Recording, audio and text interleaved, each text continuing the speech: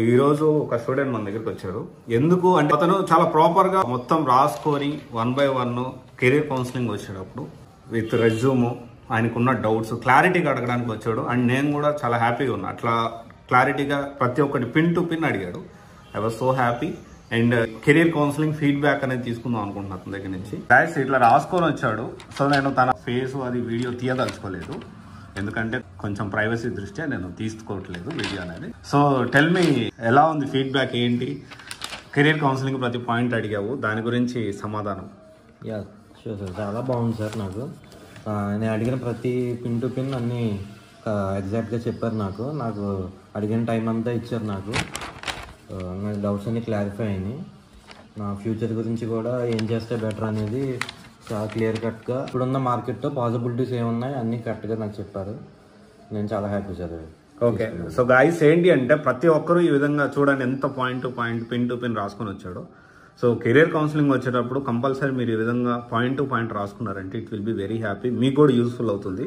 And ఎప్పుడైనా decision తీసుకునే ముందు ఖచ్చితంగా కెరీర్ కౌన్సిలింగ్ అనేది తీసుకోండి. సో ఒక్కొక్కరు 100 రకాలుగా మాట్లాడుతూ ఉంటారు. మనం ఏంటి అంటే వాళ్ళని వీళ్ళని వదిలేసి మనం ఎలా ముందుకెళ్ళాలి, ఫ్యామిలీ ప్రెజర్స్ ఇవన్నీ పక్కన పెట్టి ఎలా ముందుకెళ్ళాలని ఆలోచించాలి. అండ్ ఇతనికి మళ్ళీ నెక్స్ట్ జాబ్ ఆఫర్ వచ్చినాక నేను ఏం చెప్తున్నా అంటే ఆ కంపెనీలో జాయిన్ అవ్వాలా వద్దా డిస్కస్ చేద్దాము, ఎట్లా చేయాలి, ఎట్లా ముందుకెళ్ళాలని చెప్తా ఉన్నాను. Okay, yeah, all the best. Thank you sir. Guys ఇలా ప్రతిదీ రాసి నేను ఎక్స్ప్లెయిన్ చేస్తూ ఉంటాను. ఎప్పుడైనా స్టూడెంట్స్ నా దగ్గరికి వచ్చినప్పుడు విధంగా ప్రతిదీ రాసి ఏం చేయాలి. మనం ఏదైనా కానీ కెరీర్ కౌన్సిలింగ్ వచ్చేటప్పుడు మీరు ఒకటే గుర్తుపెట్టుకోండి, మీకు ప్రెజర్స్ ఉన్నాయా, ఇబ్బందులు ఉన్నాయి, ఈ ప్రాబ్లం నాకు ఉంది, ఒక బ్రదర్ల ఫీల్ ఏదైనా చెప్పండి, నాకు ఎక్స్ప్లెయిన్ చేయండి. దాన్ని బట్టి వాస్తవంగా ఎలా చేసుకోవాలి మీ పరిస్థితి ఏంటని తెలుసుకొని నేను ప్రాపర్గా గైడ్ చేయగలుగుతాను.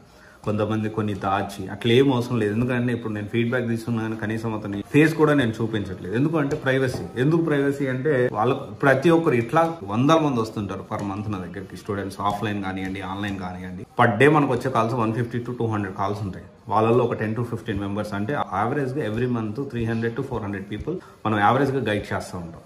సో అందుకని ఏంటి అంటే వాళ్ళకున్న ప్రైవసీ దృష్ట్యా నేను అన్ని ఏంటంటే దీన్ని అంత ప్రమోషన్గా చేసుకోకుండా డెఫినెట్లీ ఒక అందరినీ సాటిస్ఫై చేయడం నా వల్ల కాదు, ఎవరి వల్ల కూడా కాదు, ఈవెన్ యాపిల్ కంపెనీ వల్ల కూడా కాదు. దానికి ఉండే ప్రోలు కాన్స్ దానికి ఉంటాయి. బట్ ఏంటి అంటే నేను ఒకటే చెప్తాను, మన దగ్గర ఎవరైనా కెరీర్ కౌన్సిలింగ్ వచ్చేటప్పుడు మీరు ఒకటే గుర్తుపెట్టుకోండి, పిన్ టు పిన్ మీరు అడగాలి. పిన్ టు పిన్ రాసుకోనండి, ఎక్స్ప్లెయిన్ చేస్తాను నేను.